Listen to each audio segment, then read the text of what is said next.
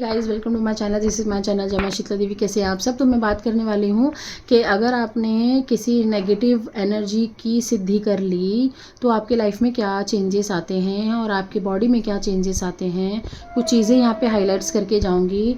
अगर आपके आसपास में किसी पड़ोस में किसी दोस्त में ऐसा हो रहा होगा तो उससे दूरी बनाकर चलिए, ठीक है। क्योंकि आजकल ना लोगों के ऊपर एक नशा सवार हो गया है शक्तियों का, और शक्तियों के चक्कर में वो नेगेटिव एनर्जीज़ को लेकर चलना शुरू कर देते हैं। लेकिन 10 साल में 5 साल में उनकी दुर्गति होनी शुरू हो जाती है, तो वो फिर भागते हैं यहाँ वहाँ कि मैं ठीक हो जाऊँ। तो ठीक है, आज उसी बारे में बात करेंगे। बहुत सारी नेगेटिव एनर्जी खुद आ जाती हैं, लेकिन उनको भगाना या उनको हटाना एक साधक के बस में होता है। लेकिन अगर आपने किसी जिन जिन्नात, अप्सरा, यक्षिणी, बेताल, ब्रह्म राक्षस, इनके अलग अलग मंत्राज होते हैं। अगर आपने इंटरनेट पर आके कुछ वीडियोस देख ली और कुछ वीडियोस के द्वारा आपने कुछ जाप कर लिए इनके, क्योंकि इनकी साधना ना बहुत शॉर्ट टर्म की होती है, 3 दिन की, 4 दिन की, 10 दिन की, 5 दिन की, है ना। ये अकेले कमरे में भी नहीं की जाती है। ये आपको शमशान में करनी होती है, नहीं तो आपको चौराहे पर बैठ के करनी होती है, नहीं तो आपको अग्नि चिता के आसपास में करनी होती है। मतलब सारी चीज़ें तो नहीं बताऊंगी यहाँ पे, पर ऐसी चीज़ें होती हैं, ठीक है। तो ये इनकी बहुत शॉर्ट टर्म की साधना होती है। अगर ऐसी कोई साधना करके सिद्धि इंटेंशनली उनको बुला रहा है तो इनको बचाना मुश्किल हो जाता है, क्योंकि इन्होंने इंटेंशनली उनको छेड़ा है। तो जब आप किसी भी यक्षिणी को, अप्सरा को, जिनजिन्नात को जब छेड़ते हो, सिद्धि प्राप्त करने की कोशिश करते हो, तो ये तुम्हें नहीं छोड़ती हैं और आपको ये ये आपको लेकर ही जाएंगी। 100 की सीधी बात है, ये आपको मार के जाती है, लेकर जाती है। जब तक आपके साथ आप उनको भोग मिल रहा है, उनकी इच्छाएं पूरी हो रही हैं, तब तक ठीक है, नहीं तो ये आपको लेकर चली जाती हैं उसी समय। पहली चीज़ तो ये है, आपके अंदर पहले स्वभाव में ये चेंजेस आएगा कि आपका ना पूजा पाठ में मन लगेगा, ना आपको कोई दोस्त यार अच्छा लगेगा। आपको बस ये लगेगा कि मैं शमशान की तरफ भागूँ, ठीक है। मेरे पास ऐसे केसेस भी आए थे जिन्होंने मुझे बताया था कि मैं 2 बजे उठता था रात को और मेरे घर के पास में शमशान था, मैं भाग जाता था, वहीं पे बैठ जाता था और मेरे घर वाले पूरी रात भर मुझे ढूंढते रहते थे। मुझे कोई भी होश नहीं रहता था। वो इसलिए होता था क्योंकि उसके शरीर में कोई प्रेत आत्मा थी, किसी चीज़ को उसने आकर्षित कर लिया था। वो शमशान जाया करता था, शमशान के आसपास से गुजरा करता था, कोई चीज़ उसको पकड़ ली थी, तो उसकी वजह से वो आकर्षित हो जाता था शमशान की तरफ। हालांकि उसका इलाज हो गया, वो ठीक हो गया, लेकिन वो वहाँ पे जाके बैठ जाता था। तो आपके अंदर भी ये बिहेव में चेंजेस आने लगेगा। आपको मांस, मदिरा यानी दारू, अल्कोहल, आपको स्मोकिंग्स, सिगरेट्स, आपको ये सारी चीज़ें पसंद आने लगेंगी। इनकी स्मेल्स बहुत अच्छी लगेंगी। मांस बहुत ज़्यादा अच्छा लगेगा, कच्चा मांस आपको बहुत उसकी सुगंध आपको बहुत अच्छी लगने शुरू हो जाएगी। आपको दिए से, अग्नि से थोड़ा सा आप दूरी बना के चलोगे। आपको मंदिर में बैठना पसंद नहीं आएगा, आप अकेले रहना ज़्यादा पसंद करोगे। अगर किसी के ऊपर ये चीज़ें छोड़ी भी जाती हैं तंत्र क्रिया के द्वारा, तो भी ये लक्षण उसको मिलेंगे। और सपने में उसको शमशान दिखना शुरू हो जाएगा, ऐसी शैडोज़ दिखनी शुरू हो जाएंगी। धीरे धीरे उसको शुरुआत में शैडोज़ दिखेंगी। शैडो मतलब परछाई दिखेगी, काली परछाई घूमती हुई घर के अंदर। मैं सोया हूँ, राउंड कोई घूम रहा है, सर के पास कोई काली परछाई बैठी है, पैरों पे कोई काली परछाई बैठी है, मेरे प्राइवेट पार्ट पे कोई परछाई बैठी हुई है, कोई एंटिटी बैठी हुई है, मेरे चेस्ट पे बहुत ज़्यादा दबाव बन रहा है, मेरी सांस रुक रही है, कोई एंटिटी मेरे इस पे बैठी हुई है। तो ये सारी चीज़ें उसको फील होनी शुरू हो जाती हैं। तो इसीलिए कहा जाता है कि शक्तियाँ यानी देवी देवताओं की सात्विक तरीके से पूजा करिए। अगर आपने कोई बिना गुरु पद्धति से, अगर आपने कोई भी निर्वाण मंत्र हो गए, काली के मंत्र हो गए, बगला मुखी के मंत्र हो गए, 10 महाविद्याओं के मंत्र हो गए, बिना गुरु के सानिध्य में करोगे तो नेगेटिविटी पक्का आएगी, ठीक है।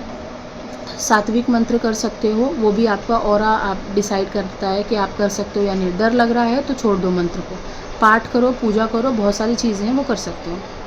अगर किसी ने बकायदा इनको मंत्र जाप करके बुलाया तो बचना मुश्किल है फिर बेटा तुम्हारा, फिर तो आपको भगवान ही बचाएगा। और अप्सरा और यक्षिणी की बहुत ज़्यादा सिद्धि मुझसे लोग पूछ रहे हैं और मुझे बोला जा रहा है कि आप मंत्र बता दो, साधना बता दो। अरे क्यों बताऊँ तुम्हें साधना, मैं क्यों जिम्मेदारी लूँ तुम्हारे मरने का भाई। जाओ, इतने सारे लोग पड़े हुए हैं, उनको दो ये सौभाग्य पाप लेने का, है ना। मेरे पास मत आओ, क्योंकि मैं यक्षिणी अप्सरा में सबको मुझे मालूम पड़ा है कि यक्षिणी जो होती है वो अच्छी भी होती है और बुरी भी होती है, और जो अच्छी होती है वो कभी ज़मीन पे उसको आप नहीं खींच सकते हो, क्योंकि अच्छे की पावर हमेशा बुरे से ज़्यादा ही रहती है। तो जो बुरी यक्षिणी होती है उसको आप मंत्रों के द्वारा नीचे खींच के लेके आते हो। लेकिन अगर आपने उनको माँ का और बहन का अगर आपने उसको दर्जा दे दिया, आपके अंदर इतना कंट्रोल है, क्योंकि यक्षिणी की जो चीज़ें होती हैं वो बाहर से आपको अच्छी दिखेगी, आपको बाहर से वो अच्छी दिखेगी कि चलो नॉर्मल जो औरतें होती हैं, फीमेल्स होती हैं वैसी दिखेगी, लेकिन वो अंदर से खुखार होती हैं।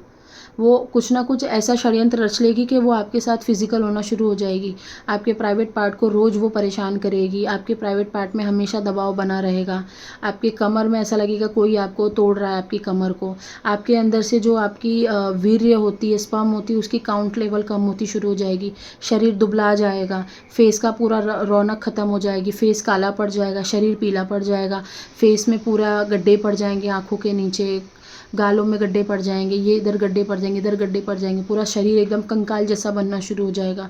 तो इसलिए बोला जाता है कि यक्षिणी की साधना नहीं करनी चाहिए, वो एंड ऑफ द डे तुम्हें ही लेकर चली जाती है।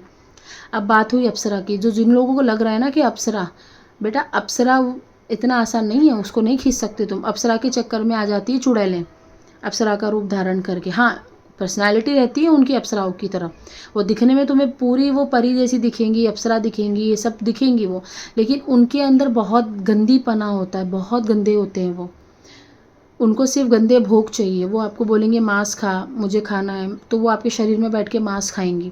वो बोलेंगी कि जा इसके यहाँ से ये चीज़ लेकर आ, मुझे ये चाहिए, तो वो आपको जाकर लेकर आना पड़ेगा। फिर वो आपके शरीर से छेड़छाड़ करेंगी, वो आपके वाइफ को आपके पास नहीं आने देंगी, आपके बच्चों को आपके आसपास नहीं आने देंगी। तो ये सब चक्करों में मत पड़ो। जो भी आजकल के बच्चे लोग हैं ना 20-25 साल के, वो ज़्यादा पढ़ रहे हैं, क्योंकि इनको कुछ पता नहीं है फैमिली कैसे चलानी है, और इनको कुछ लिया भी नहीं है किसी चीज़ को लेकर के, बस ये अपनी ज़िंदगी को जोखिम में डाल रहे हैं। क्योंकि आज के टाइम पे 2 पैसा कमाना मुश्किल है, तो सोच रहे हैं कि हम किसी प्रेत की सिद्धि कर लें, भूत की सिद्धि कर लें, उसको हम माँ और बाबा घोषित कर दें और पैसे कमाएं। तो ऐसा नहीं होता है। प्रेत अपनी चाल चलता ही है, अपनी जो रंग रूप है वो दिखाता ही है, ठीक है। बेताल की अगर सिद्धि करोगे तो आपको हमेशा आपके कंधे भारी मिलेंगे, आपको लगेगा कान में कोई फुसफुसा रहा है। कर्ण पिशाचनी भी बोलती है, आपके कान में आके आपके कान में से खून निकाल देगी, इतना बोलती है। आजकल लोग कर्ण पिशाचनी की भी बहुत साधनाएं कर रहे हैं। मेरे पास भी आए थे, मैंने उनको मना कर दिया, मैंने कहा कि आप करो जो करना है, बट मेरे पास नहीं आना आप दोबारा, मैं कुछ नहीं कर सकती इस चीज़ में।